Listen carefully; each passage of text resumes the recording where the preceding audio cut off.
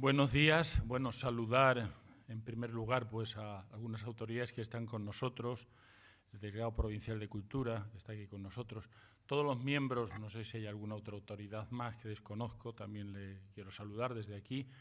Quiero también aprovechar pues para la Fundación Santa María y el Colegio San Felipe Neri, que además de ser un colegio muy próximo a donde yo vivo, yo no estudié en San Felipe Neri, porque yo vengo de Madrid en mi época de estudiante, pero sí es verdad que me unen pues lazos entrañables con ese colegio desde hace bastante tiempo y sobre todo con las personas que trabajan en él, en las que he visto pasar a lo largo de estos años pues varios profesores y algunos profesores incluso han sido alumnos míos, algunos lo veo por aquí.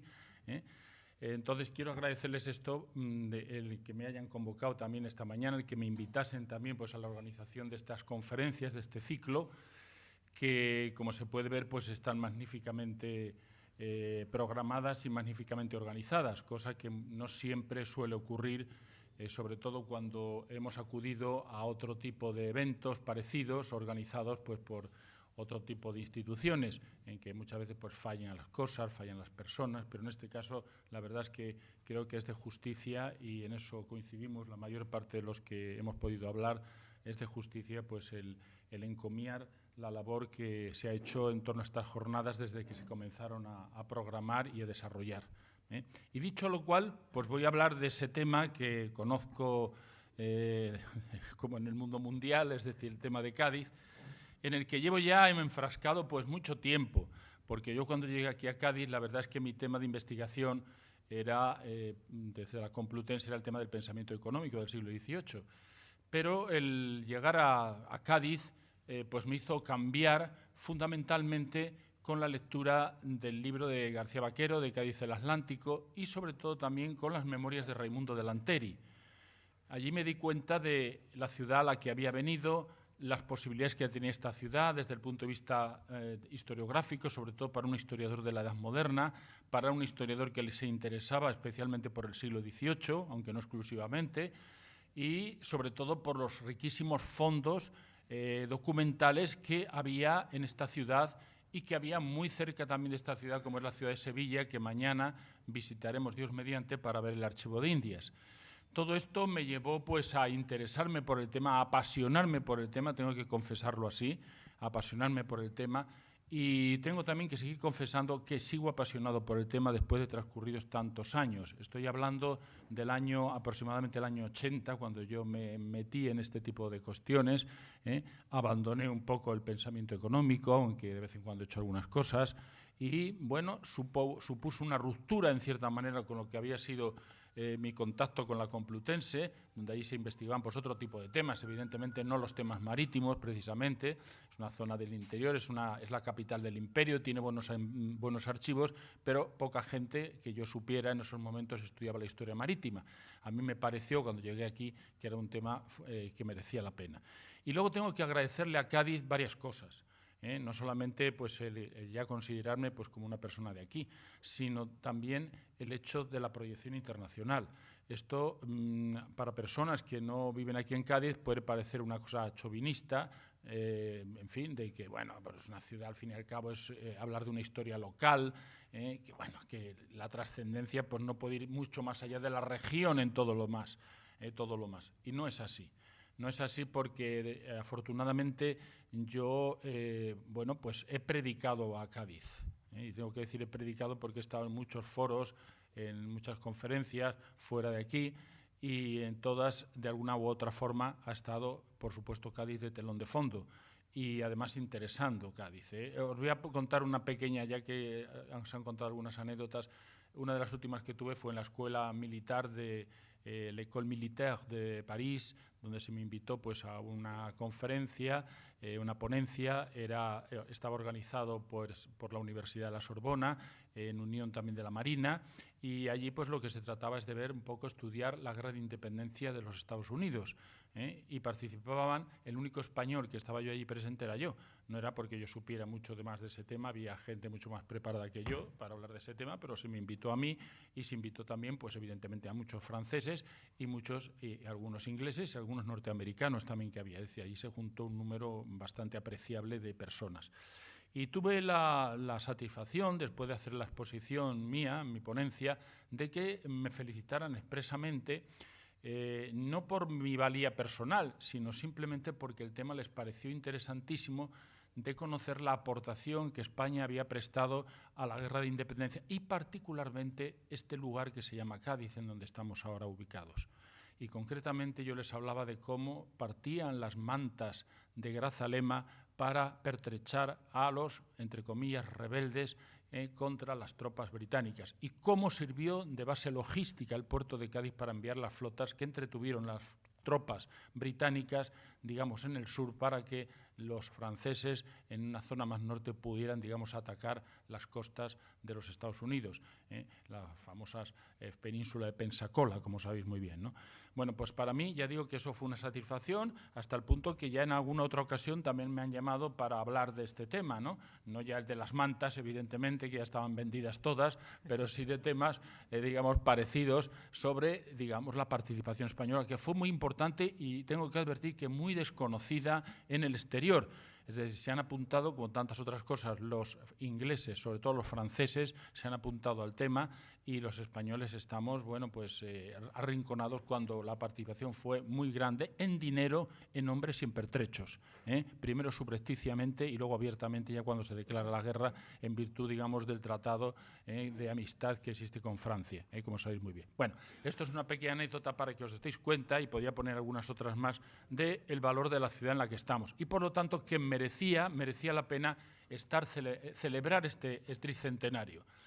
¿Por qué celebrar este tricentenario? Yo lo he repetido ya en numerosas ocasiones. No es que Cádiz, si no se llega a producir el decreto, el famoso Real Decreto de 12 de mayo de 1717, digamos, Cádiz, pues su comercio hubiera caído, no hubiera sido, digamos, un emporio que ya lo era Cádiz en buena medida. Aquí ha sido puesto en manifiesto a través de mi compañera, precisamente, que me ha precedido en la palabra, cómo se escribe ya con ese título, Emporio del Orbe, por Fray Jerónimo de la Concepción, a finales del siglo XVII, se escribe una obra donde ya se considera, bien, es verdad que una obra un poco para ensalzar, lógicamente, las glorias gaditanas, inventándose historietas, etcétera, pero que en el fondo estaba diciendo una verdad, es decir, que Cádiz efectivamente estaba siendo un emporio del orbe. ¿Y cómo se detecta también eso? Se detecta de muchas formas, pero una de las que a mí me llamó más la atención es cómo se están desplazando comerciantes de alto nivel, por así decirlo, extranjeros hacia la bahía de Cádiz. Yo lo tengo ya detectado, sobre todo a partir de 1650, hice un pequeño artículo en homenaje a Brailo Juster, que fue decano de la Facultad de Filosofía y Letras, hice ahí un pequeño articulito donde comprobaba cómo efectivamente a partir de 1650 el número de sevillanos o de gente de la provincia de Sevilla aumentaba, digamos, en su emigración hacia Cádiz, y cómo, digamos, esto en los años 80 se va a reforzar, sobre todo con la aparición de comunidades mercantiles importantes, sobre todo de flamencos. Es la época dorada de los flamencos, de comerciantes flamencos, la época de los Lilas, la época de los Colarte, de los Conic, etcétera, hasta que precisamente tienen la mala suerte, todos estos comerciantes, de que, como sabéis, en la paz de Utrecht, pues resulta que pasan esos territorios a dominio austriaco, y aquí se arma un zipizape de miedo, hasta el punto de que al cónsul no lo admiten, al cónsul legalmente nombrado, porque ellos quieren seguir siendo súbditos de la corona española, no quieren pasar a ser súbditos de la corona austriaca. Y se forman al final dos comunidades, una que se va a llamar Comunidad Alemana y otra que se va a llamar la Comunidad de los Antiguos Flamencos. Los antiguos flamencos que van a seguir continuando gozando, entre comillas, de los privilegios que la corona española les había concedido por el hecho de ser súbditos del rey de España, ¿no? Entonces, a partir de ese momento florecen una serie de compañías de comercio y una serie de comerciantes, algunos ya los he citado, los Lila, por ejemplo, importantísimos, los Colarte, que según Lanteri son en esos momentos los más ricos de Cádiz, puede que sea una exageración, pero viendo el estudio estudio de los casi el millón, que al final del millón de pesos escudos de plata, pesos fuertes de escudos de plata que tienen al final en su testamento, nos prueba de que era realmente una riqueza extraordinaria, muy variada, como era típico de todos los comerciantes, diversificar, como hacemos todos en el fondo, es decir, diversificar, eso no es ninguna novedad. Por si acaso entra en quiebra alguna de las inversiones que hacemos, que nos quede lo invertido en otro sitio, ¿no? No debemos de tener nunca el dinero en un solo banco, sino que si es posible tenerlo en varios, pues si acaso uno pues le ocurre como a Bankia en sus momentos, aunque luego se restauró, o otra cosa parecida, ¿no? Bueno, eso es lo que hacían los comerciantes que acudían aquí a Cádiz. Y bien, y entonces es curioso, luego me encontré y me sigo encontrando. Estos testimonios son limitados, son conocidos, están ya casi todos publicados, de vez en cuando aparece alguno nuevo, que es la coincidencia, cosa rara porque ya sabemos que las personas solemos tener opiniones muy variopintas sobre cualquier tema que toquemos, es decir, muy raro que haya una unanimidad, por eso hay que hacer consensos, hay que hacer cediendo para podernos poner de acuerdo, porque cada uno tiene una opinión, son como los cafés. Ya sabéis que los cafés en España no hay dos cafés iguales. Si hay 4 españoles, 4 cafés diferentes. El uno con la leche fría, el otro con la leche caliente, el otro cortado, el otro con café con leche, el otro... Bueno, pues esto pasa exactamente lo mismo, ¿no? Y entonces a mí me llamó la atención el ver cómo se reitera a lo largo de todo el siglo XVIII las frases elogiosas de todos aquellos viajeros y cómo a través de las cartas de los comerciantes ponen a Cádiz como una ciudad de lujo, una ciudad, digamos, donde se hace dinero, una ciudad donde circula el dinero, es decir, el Cádiz como centro financiero. Hablamos siempre de Cádiz, y es así, no es muy importante, como centro de comercio, pero Cádiz es un centro financiero fundamental, porque la carrera de Indias no funciona sin el dinero, sin los préstamos. Y para eso emerge una figura que es central, digamos, en todo el comercio y que aparece en los protocolos notariales continuamente y que ya en tiempos Carrier pues, lo puso de manifiesto, que es el riesgo marítimo. El riesgo marítimo es el gran, digamos, instrumento que utilizan los comerciantes gaditanos en Cádiz y extranjeros en Cádiz para poner en marcha toda esa carrera de Indias, todo ese negocio que exigía inversiones, adelantos de inversiones muy fuertes, bien sea para comprar las mercancías que iban allí, bien para fletar los barcos o bien para pagar los numerosos impuestos que llevaban de carga hasta que los barcos salían o cuando entraban para acá, ¿no? Bien, pues todo eso, digamos, convierte a Cádiz, curiosamente, un Cádiz que ya les adelanto que no va a tener una bolsa, es otra de las grandes cosas que llama la atención, ¿no? Que ya por varios historiadores no lo han puesto de manifiesto, como Cádiz, es decir, siendo una ciudad con esa capacidad financiera, con esa capacidad comercial, sin embargo no tenía una bolsa. Y cómo seguía siendo la calle, básicamente, las tertulias, que no nos han quedado evidentemente de eso apenas muestras, porque las tertulias no dejan huella, tenemos algunas cosas recogidas indirectas de algunos temas que se tocaban, pero donde se hacían los negocios. Es decir, las tertulias no eran solamente para hablar de la situación política o de otro tipo de cosas, era para hablar de negocios, era para hablar de préstamos, para obtener préstamos. Y eso indicaba, lógicamente, la necesidad que tenían los comerciantes, algo de Cádiz, que eso se reitera a lo largo del siglo XVIII, la necesidad de confianza. Es decir, el negocio, como hoy día cualquier negocio está basado en la confianza. Una persona que no genera confianza no se hace un negocio con ella porque te arriesgas a perder el dinero. Y entonces todos los intentos de investigación que se hacen en el siglo XVIII y son más numerosos que en otras épocas, como sabéis, debido al intento de catastrar, ¿no? De hacer un catastro, que se va a hacer en función pues, de los ingresos, es decir, de las rentas, no ya solamente de los impuestos indirectos que se pagan, sino también de lo que se ingresa. Bueno, pues esos intentos reiterados a lo largo del siglo XVIII que se van a hacer de la única contribución van a conducir en última instancia al deseo de los comerciantes de regatear a la corona, de intentar zafarse, digamos, a esa investigación y al final tendrá que ceder la corona y serán los propios comerciantes los que estipularán unas cifras que son cifras imaginarias, que no son cifras reales, que son cantidades mucho más pequeñas, digamos, al objeto de evitar, primero, que les cobren menos y, en segundo lugar, evitar esas investigaciones que se pueden hacer, digamos, para conocer cuáles son sus riquezas verdaderas y poner de manifiesto en algunos casos que esas riquezas no eran tantas y que estaban en una situación un tanto dramática, las deudas en contra que aparecen en muchos numerosos digamos, archivos de protocolos, aparecen deudas en contra en los testamentos y que a veces eran cuantiosas y que lo que suponían es que esa persona no tenía todo el dinero que se pensaba que tenía. Es decir, tenía deudas a favor, pero tenía muchas deudas en contra y por consiguiente que tenía que pagar y por lo tanto no era una situación muy solvente, ¿no?, de alguna forma la que tenía. Bien, ¿todo eso qué se traduce? Todo este movimiento que ha explicado mi compañero Carlos Martínez Shaw espléndidamente, todo eso se traduce, ese movimiento comercial que pasa por distintas vicisitudes, que él ha explicado, todo eso se traduce en la ciudad. Y se traduce de muchas formas, de muchas formas. Todavía no conocemos, es decir, todavía falta mucho terreno que labrar en esto. No pensemos que el tema de Cádiz está agotado. Lo que necesitamos es doctorandos. Ya las tesinas han desaparecido, desgraciadamente, que era un primer paso, digamos, hacia al camino hacia la tesis doctoral, pero necesitamos trabajos de investigación porque hay muchísimas lagunas todavía en este terreno, qué duda cabe. Pero digamos que ¿en qué repercute? Bueno, hay esa repercusión, ya que he dicho, de la unanimidad, digamos, en loar Cádiz como un sitio donde corre el dinero, donde fluye el dinero, donde es un magnífico lugar para hacer negocios. El otro día, en una visita, hace un mes aproximadamente, de unas 60 personas que vinieron a visitar Cádiz, que procedían todos de la comarca del Limousin.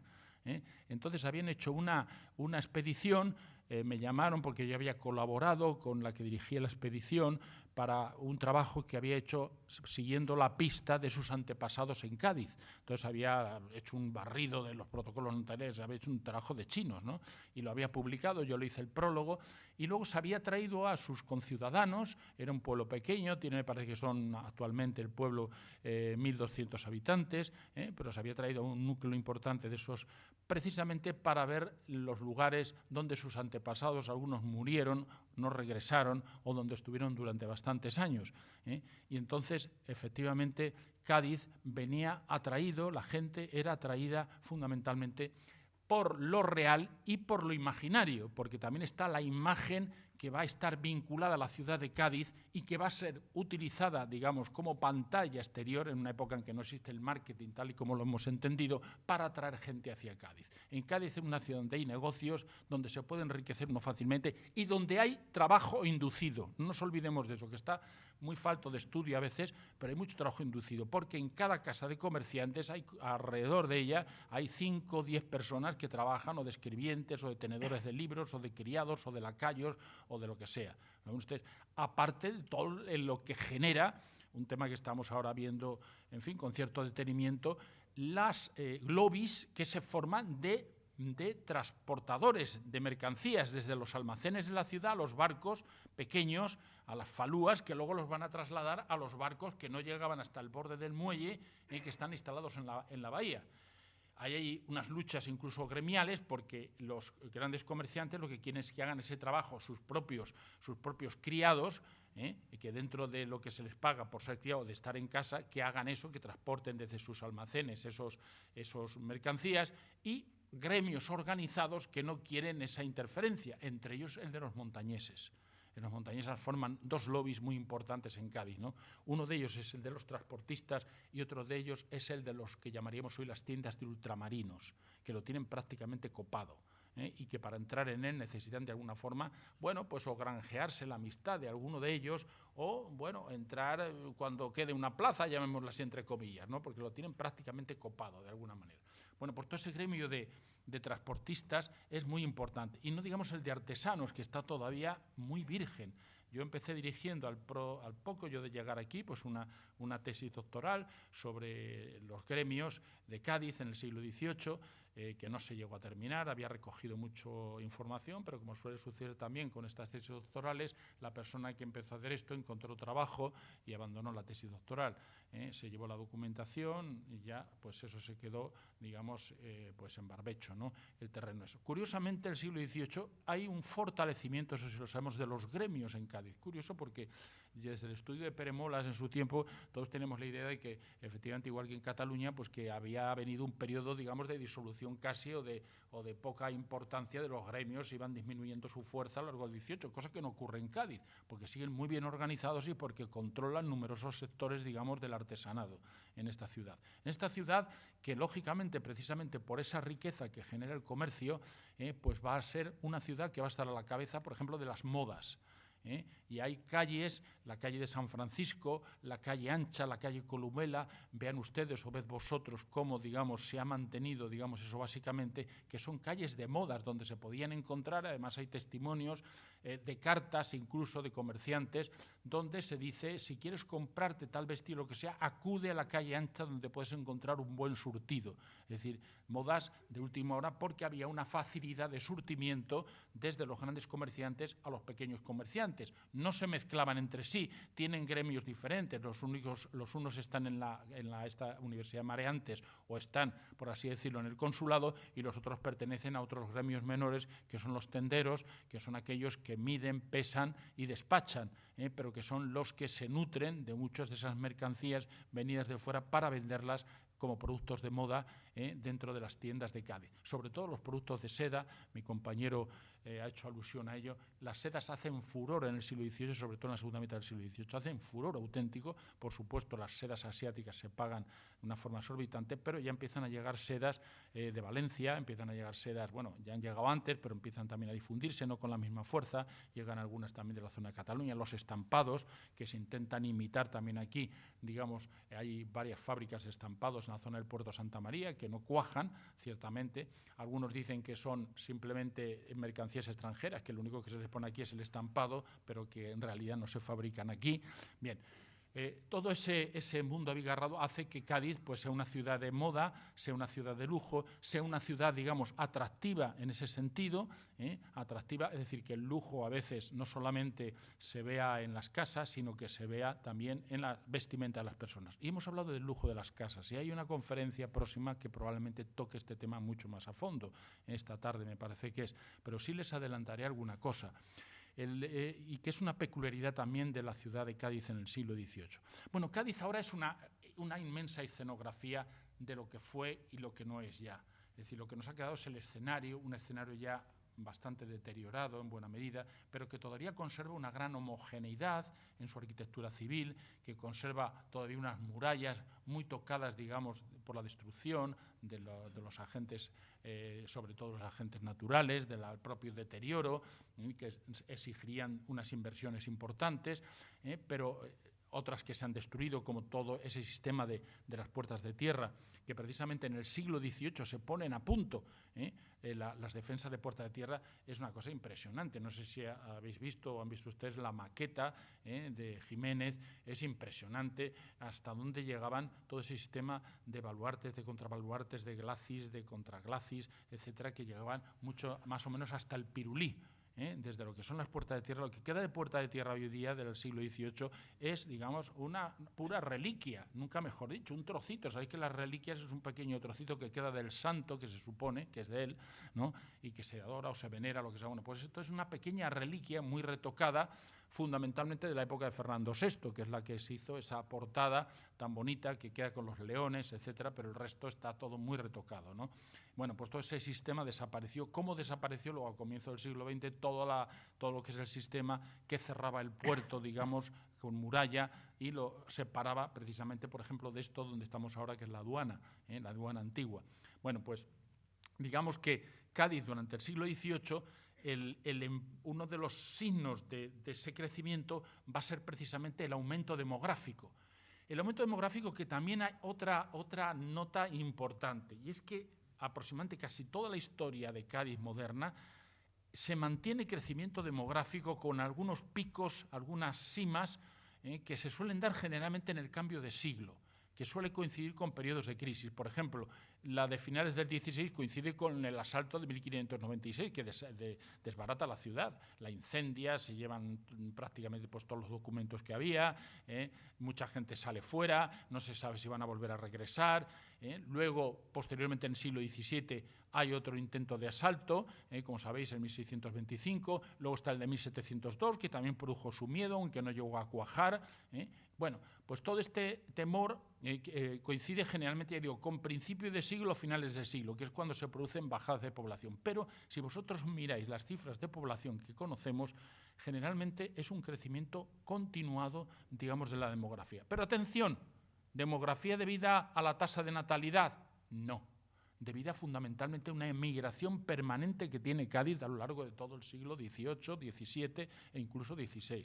Una emigración permanente, que incluso está tipificada de dónde vienen, es decir, las mujeres vienen, por ejemplo, más, al menos en lo que sabemos del XVI y de la primera mitad del XVII, también en parte del XVIII, llegan fundamentalmente de la provincia, es decir, su radio de migración es más corto, mientras que los hombres van aumentando su radio de acción hasta, lógicamente, conectar con el resto de Europa. Vienen de Francia, de Alemania, de muchos otros sitios, como podéis imaginaros. Pero las mujeres se quedan reducidas más a la provincia, a la zona andaluza, sobre todo la Andalucía occidental, aunque las hay también de la Andalucía oriental, ¿no? Y sobre todo es esa permanente llegada de migrantes o de inmigrantes la que va produciendo ese crecimiento continuo de la población gaditana, ese crecimiento de la población gaditana, que además produce otro efecto. Como nosotros, con un crecimiento permanente de la población gaditana, atención, y de la población flotante, muy importante, probablemente en muchos casos, en algún momento hasta más importante, igual que pasó en 1812, más importante incluso que el propio crecimiento de la propia ciudad en esos momentos. ¿Qué se hace con esa población flotante en una ciudad, digamos, que está encorsetada por los muros que ya en el siglo XVIII se había terminado prácticamente ya, lógicamente, de cerrar? Francisco Manuel de Herrera, cuando habla de Cádiz, dice, es una ciudad de comercio y un bastión militar. Entonces, ¿cómo se puede concentrar toda esa población? Bueno, pues lo que se hace en el siglo XVIII, que ya lo explicarán esta tarde con mucho más detenimiento que yo y mejor, pues son dos cosas. Una, secar parte del mar, es decir, hacer secamiento del mar, y toda esa zona, el barrio de San Carlos, se construye, como sabéis, en buena parte, estudiado por Pilar Ruiz Nieto Guerrero, se hace en buena parte, pues debido a eso, se da el salto, digamos, ya fuera de las murallas, que no quería la gente vivir ahí. Todavía se sigue manteniendo en Cádiz, como sabéis muy bien, la diferencia entre Cádiz y el resto de Cádiz. Voy a Cádiz, cuando estás viviendo en Cádiz, voy a Cádiz, porque se sigue considerando que el resto es territorio, digamos, no gaditano, territorio extranjero, podríamos decir entre comillas, ¿no? Bueno, ¿cuál es el primer barrio que se crea? Fundamentalmente uno de los primeros, pues el barrio de San José, en torno a la iglesia de San José, 1786, que es cuando se inaugura, y que surge, ya ha desaparecido prácticamente, quedan 2 o 3 casas, todo lo más, o quizá alguna más, de ese periodo, casas, porque es una zona muy combatida por los vientos, una zona de algunas huertas, de ventorrillos, y luego ahí se va a poner pues algún hospital, como el hospital que se va a hacer de la Segunda Guada, que eso ya va a ser un fenómeno mucho más tardío, como sabéis, que ha sido estudiado pues no hace mucho por uno que fue alumno nuestro de la facultad, ¿no? Bien, entonces ese salto, ese desecamiento, digamos, de buena parte de terreno de la ciudad, ese poblar parte de lo poco que ya iba quedando de la ciudad, una ciudad con una altísima densidad de población, que va creciendo a lo largo del siglo XVIII. Fijaros bien que en algunos barrios, por ejemplo el barrio de Santa María, quiero recordar, está en torno a 1000 y pico, no sé el pico cuánto es, de habitantes por kilómetro cuadrado, por hectárea, perdón. Es un porcentaje, tener en cuenta que en esos momentos me parece que Cádiz estaba en los, no sé si estaba, a lo mejor me equivoco, estaba en los 30 y tantos o una cosa así, y hoy día se considera pues, que es una densidad pues, probablemente solamente equivalente a la que hay en Gibraltar, donde por las dificultades de construcción pues existe eso. Y otra solución que se hace es la siguiente, que es el crecimiento en altura. El crecimiento en altura. Por eso en Cádiz nos vamos a encontrar casas de cierta altura, pues muy tempranamente, que no son habituales en otras partes, ¿no? Y que aquí las vamos a encontrar con relativa facilidad. Y luego el negocio inmobiliario.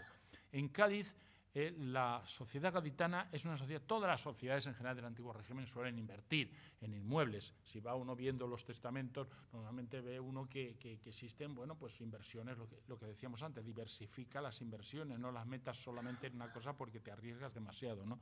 Bueno, pues todos tienen inversiones inmobiliarias, ¿no? Esas inversiones inmobiliarias, por supuesto, siempre se reservan normalmente una casa para la familia, pero otras casas se alquilan o se venden luego posteriormente. Y luego existe un fenómeno que es el del alquiler. mucha gente de esa población flotante que está durante un tiempo en la ciudad, en los barcos, durante el tiempo que le pertenece, pues se ubica, digamos, dentro de esas casas de alquiler donde tienen que vivir pues, el periodo de tiempo que les toque. Regentadas en muchos casos por viudas o a veces por personas que el marido se marchó a Indias o no ha vuelto o va a volver dentro de unos años y por lo tanto ella, para seguir, digamos, de alguna forma, con un modus vivendi, pues alquila las casas. Y aparecen en los padrones generalmente muchas de estas casas que son alquiladas y que son regentadas no por un cabeza de familia, como aparecen en los otros lados, sino precisamente por una persona viuda o por una persona que tiene el marido ausente en Indias, como se suele decir en el padrón, por ejemplo, de 1773, ausente en Indias, ¿no? Entonces esto es un elemento, ya digo, también a considerar. Bueno, esto todo a qué nos lleva. Pues nos lleva a una sociedad muy original, la gaditana. Bueno, no hay nada más que comparar, por ejemplo, la sociedad gaditana con la sociedad de Jerez, que la tenemos muy cerca, no digamos ya con la sevillana. Es decir, es otro mundo diferente. Y eso que ya hoy día tendemos a una uniformización, ¿no? Es decir, a través de los medios de comunicación, de que asimilamos las costumbres unos de otros, es decir, nos vamos igualando en ese sentido, nos vamos igualando. Hablamos mucho de identidad, pero cada vez nuestras identidades se parecen más. Aquí precisamente mi predecesora ha hablado precisamente, mi compañera ha hablado de ese tema, ¿no? Del tema de la identidad. Bueno, pues, ¿qué es lo que ocurre en Cádiz? Bueno, pues se forma una sociedad, lo que llamamos tradicionalmente, yo me encontré la sociedad burguesa, una sociedad de burguesía mercantil, que ya García Vaquero lo planteaba y a mí fue una cosa que me llamó la atención, que rompía un poco con esa imagen que en los años 60 nos hicimos y que se explicaba como una especie de tótem, o de tabú explicativo de que España pues estaba lo retrasada que estaba, estábamos en la época de Franco y tal, no había tenido democracia, hombre, porque no habíamos tenido una clase media, no habíamos tenido una burguesía, la burguesía, y si la habíamos tenido una burguesía traidora que se había marchado. Bueno, resulta que aquí pues tuvimos una sociedad eminentemente burguesa, de burguesía mercantil, sostenida en el tiempo. Y sostenida familiarmente a veces, como intenté demostrar con los Colarte, ¿no? Cómo a través de varias generaciones se mantienen los negocios. Es decir, no se quitan del medio, por así decirlo, no se quitan del medio. Luego teníamos uno de los ingredientes, bien es verdad que es una ciudad, que se puede extender un poco el área de la bahía, no nos olvidemos, que hay una conexión, una mutua conexión. En el último libro que publiqué de la nueva historia de Cádiz, el volumen de Edad Moderna, pues hablo un poco de las interconexiones con la bahía. ¿Qué son esas interconexiones? Pues bueno, que también se fomenta, digamos, esta sociedad burguesa en zonas como el Puerto Santa María, como Puerto Real, o como en Chiclana, que se convierte, digamos, una salida, por así decirlo, de recreo, una zona de recreo de la burguesía gaditana, como antes lo fue la isla de León, como fuerte, hasta que empieza también una cierta inversión, obstaculizados para poder invertir en tierras, sobre todo de vid, por la provincia de Sevilla, que lo tienen copado los hacendados, sobre todo de la zona de Sevilla, empiezan a dirigir, digamos, inversiones hacia la zona de Chiclana, que eso es un tema que merece la pena un estudio a fondo, y empiezan a invertir hacia la zona de Chiclana, y empiezan a construir casas de recreo. Y si os fijáis, todavía, de las pocas casas que quedan en Chiclana, muchas de estas casas son similares, digamos, en su estructura a lo que es la casa típica de la burguesía, lo que llamamos la casa de la burguesía gaditana del siglo XVIII, que hay una serie de elementos que son fundamentales. Una de ellas, la ancha casa-puerta que tienen las casas gaditanas, no sé si os habéis fijado, que es fundamentalmente para dar cabida a los almacenes, porque uno de los temas que tiene que solventar Cádiz, precisamente para ese tema del comercio y que influye dentro de la estructura urbana, es precisamente dónde metemos las mercancías. Y entonces, ¿qué se hace? Pues hay varias fórmulas. Una de ellas, que repercute favorablemente en los regidores municipales, que es el alquiler de bóvedas, como se llama, de almacén. Quedan todavía algunas en la punta de San Felipe, que las habréis visto, quedan algunas todavía en Puerta de Tierra, que han sido utilizadas durante bastante tiempo, ahora ya no, ahora se han puesto algunos barcitos, ahí creo una sala también de exposiciones, pero que han sido carpinterías durante bastante tiempo. Queda alguna cerca de la Facultad de Filosofía y Letras, llevando lo que se llama las accesorías también. Las casas llevan adjunto muchas veces una accesoría, que es una palabra poco utilizada, digamos, fuera de Cádiz, aunque hay otras zonas donde también se utiliza, y bueno, son esas casas puertas porque la zona planta baja están acumuladas, hay un stock de mercancías que junto con los almacenes que alquila el ayuntamiento y que tiene un importante negocio con eso, cuando no se quedan dentro de los barcos, pues sirven de alguna forma para ese suministro, ese papel que juega de cambio de carga, que se llama, entre el puerto de Cádiz con respecto a los puertos europeos y el puerto de América. El cambio de carga, es decir, lo que hace aquí, dejan las mercancías, se estocan y hasta que sale la flota, hasta que sale el navío de registro correspondiente, de alguna forma, y están ahí, ¿no?, hasta que las llevan los transportistas, ahí es donde entran todos esos al puerto para embarcarlas de alguna forma o para desembarcarlas cuando entran las flotas, ¿no?, o cuando entran los navíos de registro. Y bien, esto junto con una infraestructura portuaria importante que hace que no debamos de hablar en Cádiz del puerto de Cádiz, debemos de hablar de los puertos de Cádiz, porque había tres puertos.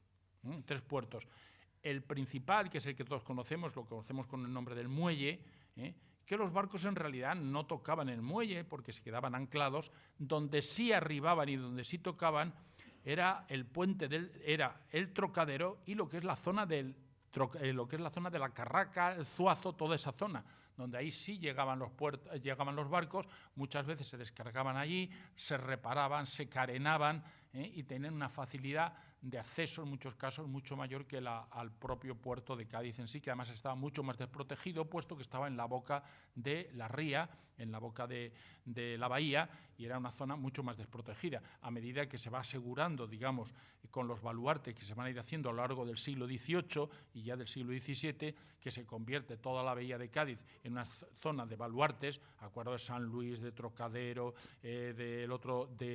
¿cómo se llama el otro?, de Santa Catalina, los dos Santa Catalinas que hay dos Santa Catalinas, etcétera. Es todo un sistema balustrado, es decir, de baluartes muy importante. Hay muchos de ellos perdidos, porque han sido enterrados enfangados, han quedado destrozados, pero que constituían, digamos, una defensa importante de la bahía de Cádiz, ¿no? Y sobre todo que impedían, digamos, el acceso hasta los senos últimos, digamos, ya en la Carraca, en esa zona, donde precisamente va a surgir otro de los elementos que va a caracterizar a Cádiz en el siglo XVIII y que no podemos olvidarnos porque va íntimamente unido. Yo este año he dicho que el tricentenario hay que celebrarlo junto con la Armada. ¿Por qué hay que celebrar? Porque si habéis leído, mirad, antes del decreto 12 de mayo de 1717 hay otro decreto que con el nombramiento de Patiño, precisamente de febrero de 1717, donde ya se plantea el traslado de la Casa de la Contratación, la creación de la Intendencia General de Marina, que se le atribuye a él, y la Superintendencia de Sevilla, que también se le otorga a él, y donde se le pide que haga reformas en la Casa de la Contratación, para la cual se le nombra presidente, y donde se dice que tiene que asociarse la Armada con el comercio.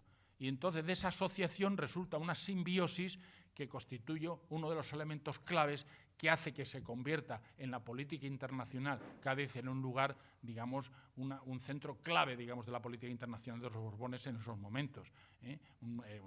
Porque a partir de ahí va a surgir toda la Armada, va a surgir el Arsenal de la Carraca, va a surgir el Departamento Marítimo, va a salir los centros de formación de marinos, va a salir el centro de formación ya en el 1748 de lo que va a ser ya el Real Colegio de Cirugía, el Observatorio, etcétera, etcétera, etcétera. Es decir, va a ser una alianza y se va a crear la Junta de Fortificaciones.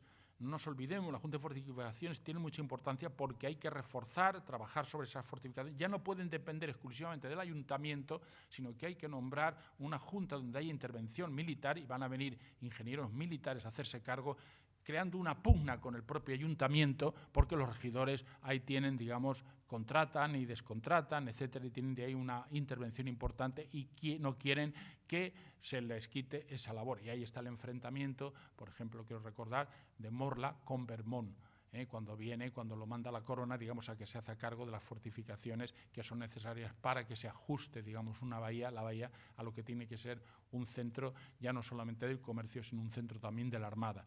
Y esto es de una gran importancia, ya digo, porque aúna los dos elementos y aúna el proyecto inicial de los Borbones desde el primer momento del siglo XVIII, que es el de aunar el gran comercio de Indias junto con, digamos, la Armada, el crear una buena base para la Armada en este sitio, ¿no?, de alguna manera, y que se va a poner de manifiesto, lógicamente, en lo que va a ser luego todo el resto del siglo XVIII, a medida que vaya constituyendo y vaya esa Armada se vaya fortaleciendo, se vaya solidificando, digamos, dentro de esa bahía, ¿no?, y creando los elementos básicos, digamos, para, bueno, desde Tacarraca hasta ese proyecto del barrio, del poblado de San Carlos, que no se llegó a terminar, pero que es magnífico. No sé si habéis visto la maqueta en el Museo de la Marina de San Fernando. Es una maqueta prodigiosa, una ciudad típicamente dieciochesca, neoclásica, que no llegó a terminarse, se crearon algunas partes, pero que era fundamentalmente para dar cabida a las oficiales, parte a la tropa, a los ingenieros que trabajaban allí, etcétera, etcétera. Es decir, toda una base, ya digo, de una gran importancia. Claro, ¿esto qué llega?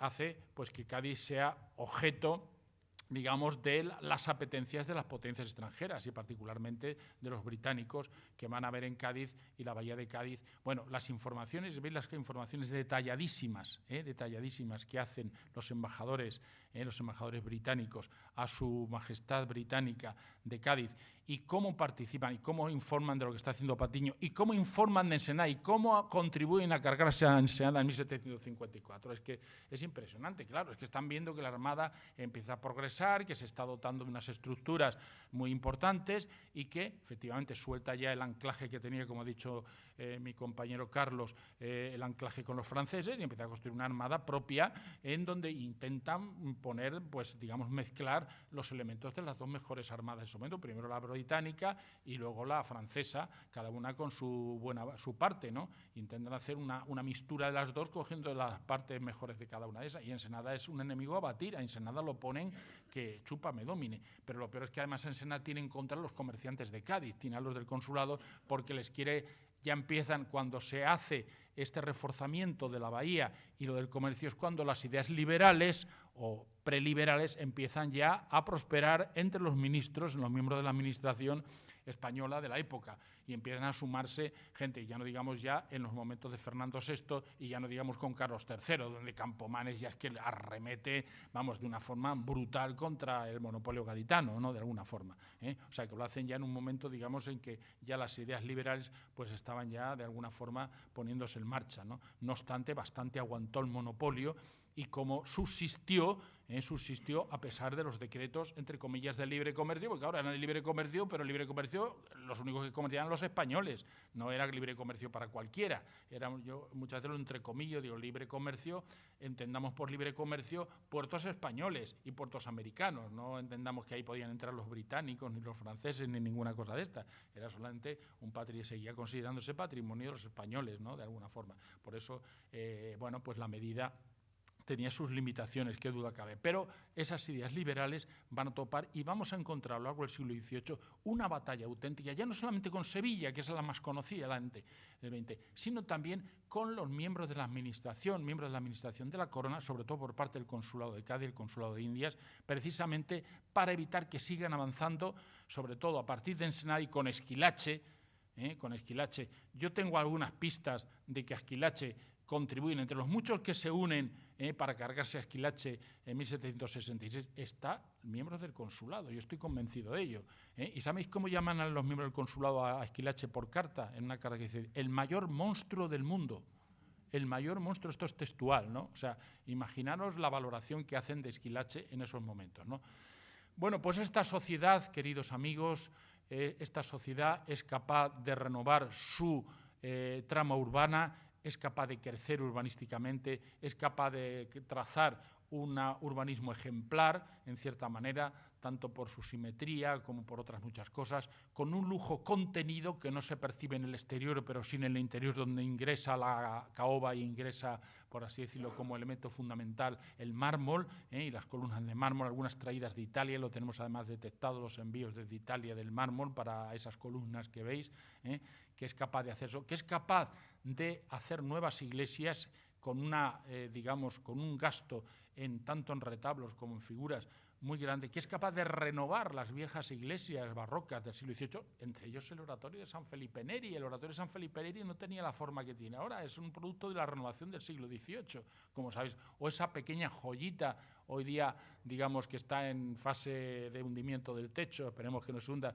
que es el de la conversión de San Pablo, que la tenéis en plena calle Ancha, que es al lado de la casa, digamos, de las recogidas, como se llamaba, ¿no? Que eran por las prostitutas, la gente o ese hospitalito de mujeres, que hoy se conoce con el nombre del hospitalito, sin más, que también surge en el siglo XVIII, o como es la casa de Flagela, o como es la casa de las 5 Torres, o como es la casa de las 4 Torres, etcétera, o como es ya finalmente la aduana, o como es los proyectos que quedan sin realizar, digamos, se quedan en puro plano para el consulado y la casa de contratación, que no llegaron a tener nunca un edificio propio. Ya en la crisis de 1983 ya empiezan a sonar los tambores de guerra, fundamentalmente por los navíos de registro que empiezan a enviarse, como ha dicho Carlos, numerosos navíos de registro, se inunda el mercado americano de productos, se quejan los grandes comerciantes de aquí, y entonces, ¿qué intentan? Ya con esto voy a terminar porque me estoy prolongando demasiado. ¿Qué es lo que intentan? Intentan dos cosas.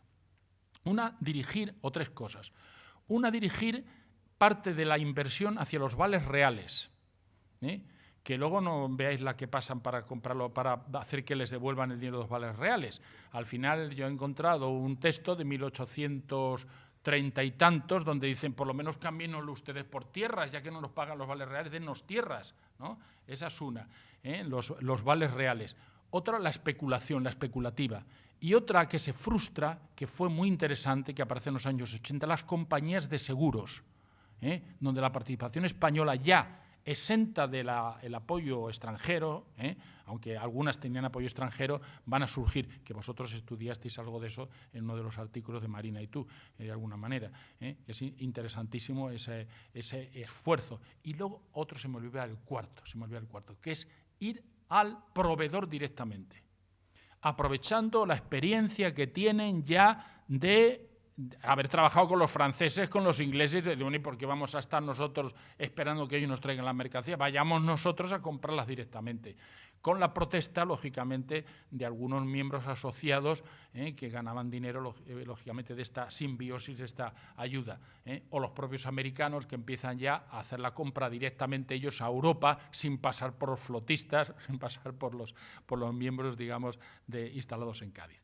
Bueno, pues esta sociedad es la que, y este mundo de Cádiz es el que he tratado pues, brevemente de dibujar, diseñar, y que es un mundo apasionante, con muchas lagunas todavía, y que merece la pena que vosotros como profesores, y que, bueno, pues que os animéis y animéis a vuestros alumnos, y que, bueno, que esto fecunde de alguna forma. Muchas gracias.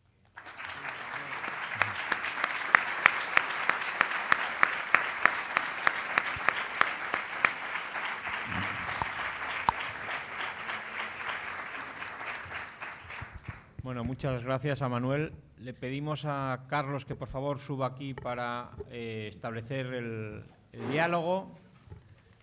Es el momento de que desde el público pues aprovechéis para hacer alguna pregunta, para plantear alguna cuestión o alguna matización. Como siempre, la primera pregunta es la que más cuesta, romper el hielo en el auditorio. A ver, ¿hay alguien que quiera?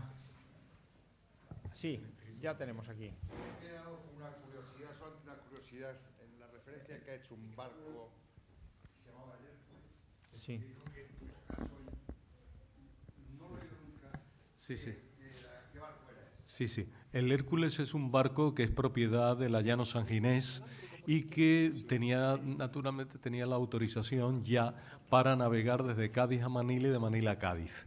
Pero este barco, cuando va a salir de Manila, resulta que se acaba de declarar la guerra de las 13 colonias y el gobernador, el capitán general y gobernador superior gobierno de Manila, que entonces es don José de Vasco y Vargas, le otorga la posibilidad de que, mientras se sabe qué va a ocurrir, que siga traficando en la zona. Y entonces este barco, aprovechándose de esa medida que contraría totalmente los privilegios pequeños que se le han otorgado, pues se lanza a una actividad trepidante y se marcha con mercancías chinas hasta México. Desde México se va, desde Acapulco se va a San Blas, de San Blas se va hasta el Callao. En el Callao coge mercancías mercancía. Con esa mercancía se va hasta Macao, que estaba totalmente prohibido que tocara allí. Y hace un recorrido de 5 años, desde el año 79 hasta el 84, rompiendo absolutamente todas las reglas del comercio del comercio de la zona. Es un barco especial. Teníamos noticias del funcionamiento de este barco, ¿no?, a través de Lourdes Díaz Trechuelo, que lo tocó todo, pero no completo. Y una historiadora sevillana que se llamaba María Dolores Herrero, que desgraciadamente también nos dejó, ¿no?, por una enfermedad prematura, pues escribió un artículo magnífico que está publicado en la revista española del Pacífico.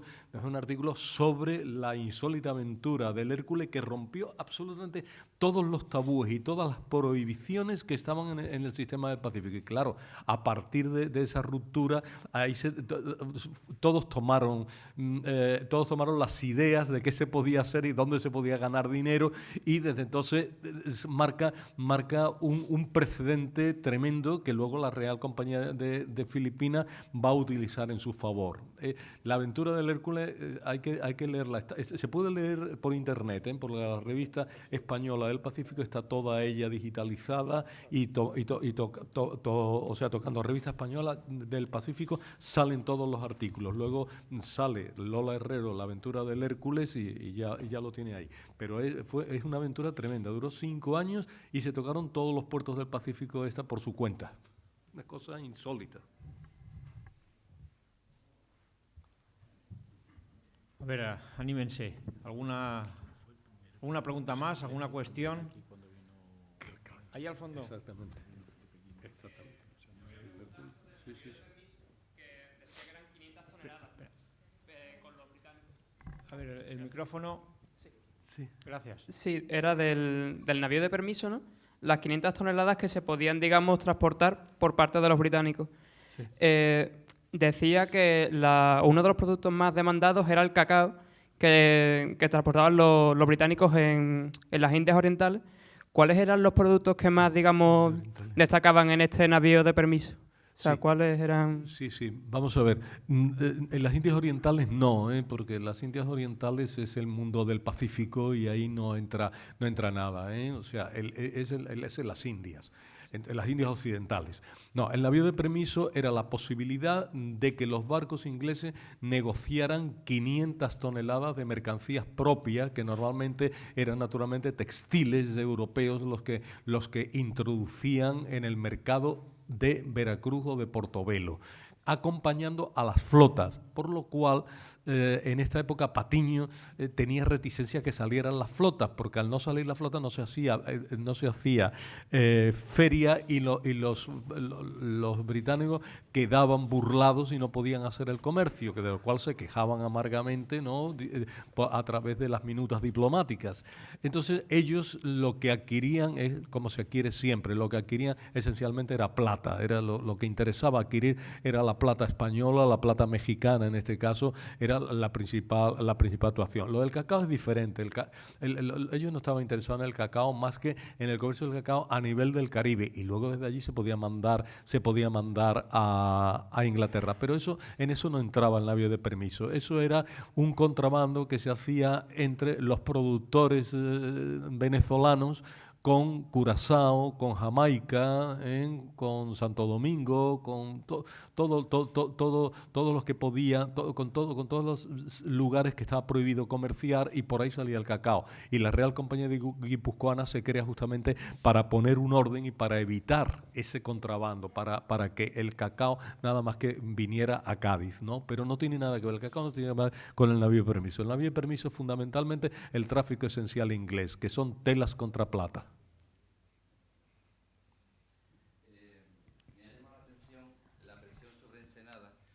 Que es una plantilla que se repite en España porque todo el siglo XVIII es la pelea del gran imperio francés contra el inglés y nosotros somos los convidados de piedra. Entonces hay presión en Isaac Peral con el submarino y se destituye, hay presión en Ensenada, hay presión sobre Grandayana y Godoy, así que esto es una plantilla inglesa con un poderío diplomático tremendo. Me gustaría que ampliara cómo se articula esa presión de Ensenada, que está creando esa gran flota de Carlos III y que de alguna forma cae en desgracia como una plantilla donde la política inglesa sigue en Gibraltar, etcétera, etcétera, etcétera, etcétera. Vamos a ver, Ensenada tenía una idea clara de quién era el enemigo número uno, ¿no?, de los intereses españoles. El enemigo número uno era Inglaterra y por lo tanto él era una persona cuya obsesión era crear una armada propia para poder enfrentarse a la amenaza inglesa, que era permanente, sistemática, a través del contrabando, a través del corso, a través de los ataques indirectos, a través de los cortadores de palo de tinta en Campeche, de los cortadores de palo de tinta en Belice, todo eso. Entonces era una obsesión y por eso él no podía estar de acuerdo con aquellos que planteaban que había que llegar a determinados acuerdos con Inglaterra, ¿no?, y no apoyarse tanto en Francia y tal. Él decía en sus confesiones al final, cuando yo estaba desterrado en Medina del Campo, decía: yo he tratado toda mi vida de no hacer mal a nadie a sabiendas, salvo a los ingleses. Decía esta salvedad, salvo a los ingleses. Y entonces, pues claro, hay una conjura contra él que la llevan a efecto esencialmente pues el embajador inglés en España, Benjamin King, y la lleva el duque de Huéscar en la corte, y lo llevan pues los más filo ingleses, como eran don Jorge de Carvajal y Lancaster o don Ricardo Wall, y la llevan a cabo, y eso provoca la caída de Ensenada. Está hecha. Además, ya se sabe la famosa carta que escribió Benjamin King a su gobierno, ¿no? Ensenada ha caído, ya no se construirán más barcos. Y esa historia, pues tal. Luego, pues claro, cuando se termina el gobierno de Fernando VI, cuando llega Carlos III insiste otra vez en darse cuenta de que el enemigo real es Inglaterra, y entra en guerra en un mal momento, porque después de la caída de Ensenada, España se había desarmado desde el punto de vista naval, y los barcos estaban anticuados y no se había producido suficiente número de barcos. De ahí que la entrada en el año 61 pues fue una entrada prematura. España no tenía para defender nada, y de ahí los dos grandes reveses en el año 62, que es la caída de La Habana y la caída de Manila, o sea que son el corazón del sistema comercial español del Atlántico y la caída del corazón del sistema comercial español del Pacífico. Los dos caen en el 62. Afortunadamente después se recupera, ¿no?, con la paz de París de 10 de enero de 1763, pero la gran enemiga constantemente hasta el momento napoleónico fue siempre Inglaterra.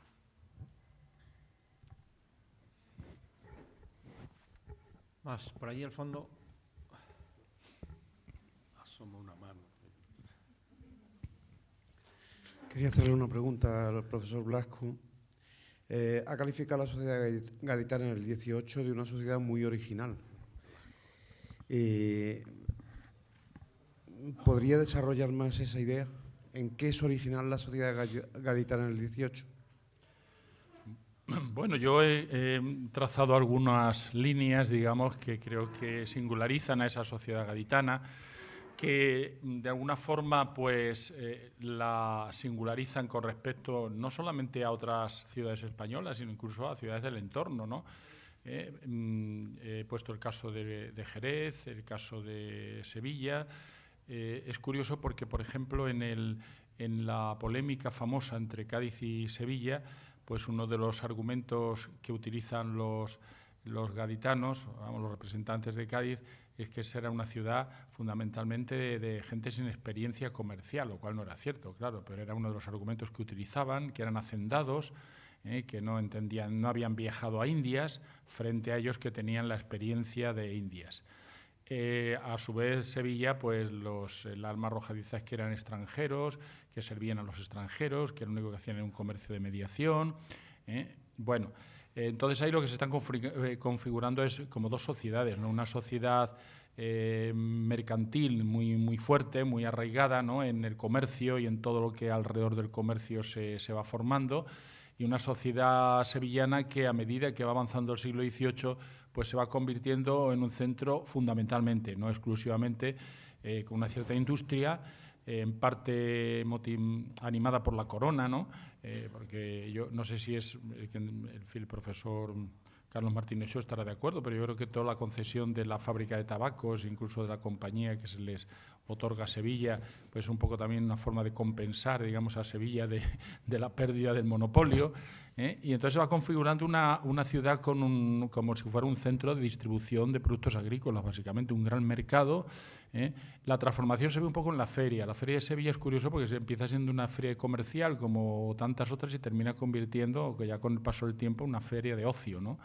Y luego la singularidad es la propia estructura urbana de la ciudad, ¿no? O sea, usted compara Sevilla con Cádiz y son dos ciudades totalmente diferentes. Bueno, ya por seguir con la comparación de Sevilla con Cádiz, pero podríamos hacerlo con Jerez también, ¿no? Fíjate usted, por ejemplo, la casa de Jerez. La casa de Jerez empieza porque si ha estado usted en el casco antiguo de Jerez, que por cierto está muy abandonado y lleno de pintadas, es una pena porque es un casco precioso. Usted habrá visto las casas palacio que tiene, que se parecen más bien a una casa de Écija, una casa de Osuna, con su, además, arriba, con su sobrado, es decir, donde meten el grano, y donde meten el soberado, me parece que también llaman. El soberano lo llaman ellos, sí. Que eso es insólito en una casa gaditana. En casa gaditana está la torre mirador, pero no tiene ese espacio, digamos, para el producto agrícola, pero sí tiene el almacén, digamos, de la mercancía. Eso es otro elemento, digamos, importante. La estructura de la casa es totalmente diferente. Quitando el patio interior, luego todo lo que es la configuración de la casa para oficinas, para, digamos, para almacén abajo, la vivienda, digamos, de la servidumbre, todo eso es, bueno, pues es una peculiaridad también de la propia ciudad. El tema de que hemos hablado antes de las murallas, ¿no? Del amurallamiento, la ciudad tanto de Jerez como de la propia Sevilla y de otras ciudades interiores tienen todavía la muralla medieval, básicamente, es decir, que se ha conservado.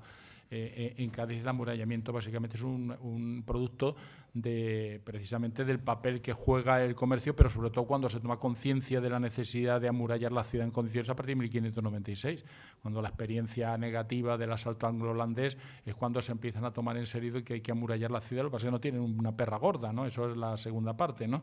Pero empiezan ya una preocupación de que hay que hacer un mantenimiento de la muralla, que hay que construir baluartes, que hay que construir rebellines, que se culmina finalmente, como les he dicho a ustedes, ya en el siglo XVIII.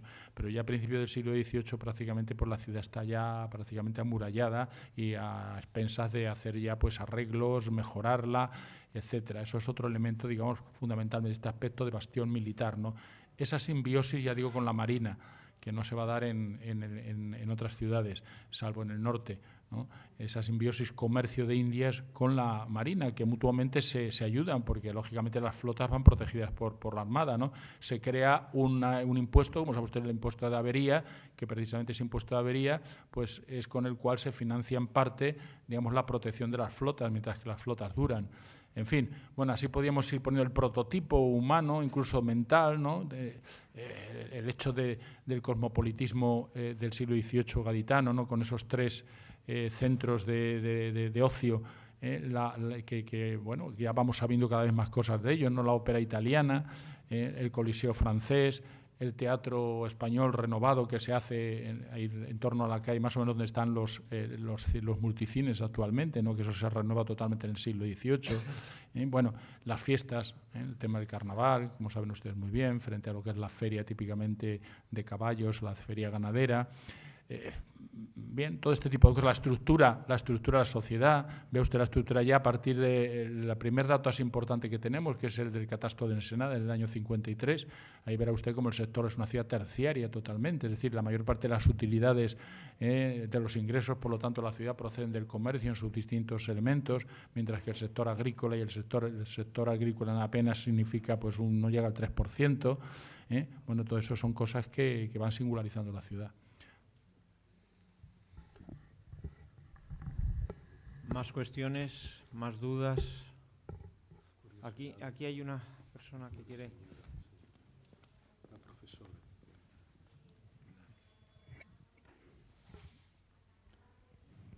Yo quisiera, ¿se oye? Hacer un comentario respecto a la información que nos ha dado el profesor Bustos sobre dónde estaba ubicada la Casa de la Contratación. En un foro de hará aproximadamente un mes manifesté el lugar donde yo deduzco a partir de unos hechos donde podía estar situada. En el padrón de 1709, que se van diciendo por isleta los números de las distintas manzanas de casa, se va ubicando desde la calle San Francisco y calle Nueva por la margen de la izquierda. El número correlativo, uno de ellos es el convento de San Agustín, el segundo la casa de los condes de Alcudia, el tercero nombre de su propietario y a continuación la iglesia del Rosario, o sea, la manzana donde está la iglesia del Rosario. Entonces, la casa de los condes de Alcudia, donde según información del profesor Navarro de Historia de América dice que fue la que alquilaba para hacer la casa de la contratación, yo la sitúo basándome en esos datos, no en el sitio donde Manuel Raviña el otro día dijo que estaba en la Unicaja y Manuel Busto ha dicho que estaba en la Unicaja, sino concretamente en la manzana de al lado. O sea, la que está, parece una tontería, pero ahora lo voy a decir por qué. La manzana a que me refiero es la que está entre la Plaza San Agustín en el lateral, la calle San Francisco, el Marqués de Valdeíñigo y el Rosario. Se dirá, bueno, ¿qué más da una manzana que otra? Pues sí, también dará igual. Pero eso se ratifica porque en el año 1763 el Ayuntamiento va a hacer una visita, delegacía, de cortesía, a la casa del Marqués de Valdeíñigo y entonces describe minuciosamente cómo hace una salida desde la Plaza Real, desde la plaza de las casas consistoriales, va entrando por la puerta de Sevilla y llega a la de San Agustín, o sea, llega a la plaza de San Agustín, con lo cual concuerda con la información que se da acerca de que el conde de Alcudia es el que alquila la casa a la casa de la contratación. Por otro lado, también Fernández Cano manifiesta en su historia de las fortificaciones de Cádiz cómo la casa de la contratación nunca tuvo sede propia, sino que siempre estuvo estuvo ocupada por las casas de los capitulares que estaban interesados en alquilarla porque indudablemente tenían un fondo de negocio, ¿no? Simplemente era eso. Una pequeña precisión, Pilar. Yo no es las casas, yo lo que he dicho, las casas consulares, no la de la casa de contratación, que esa sí está, aún eso lo certifico, que a finales del 19 estaban en el edificio actual donde está la Caja de Ahorros, que ahora es la Biblioteca Juvencio Maestu, me parece, es en la zona de Casa seguro, o sea, eso tengo seguridad plena. Lo del otro sí te acepto, pero eso ya no lo he, por eso no he hablado yo el lugar exacto de dónde estaba la casa de contratación. Casa del Duque de Alcudia ahora. Muy bien.